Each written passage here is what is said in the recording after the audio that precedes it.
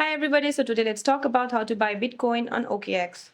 So to buy Bitcoin on OKX, you have to create and verify your account on the OKX website or mobile.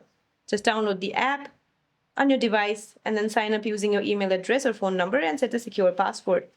Now you have to complete your identity verification, submit the required personal information like your full name, address and date of birth, then upload a government issued photo ID and take a quick selfie for identity verification. This is a mandatory security step.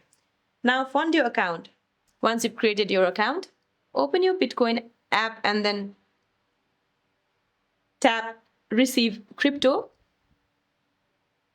Once you tap on it, choose your preferred payment method, for example, credit card or debit card, bank transfer, or Apple Pay. Now follow the prompts to securely link your payment method and deposit fiat currency or buy crypto directly with your card.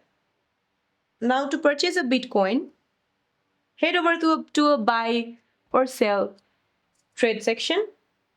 Head over to a trade section.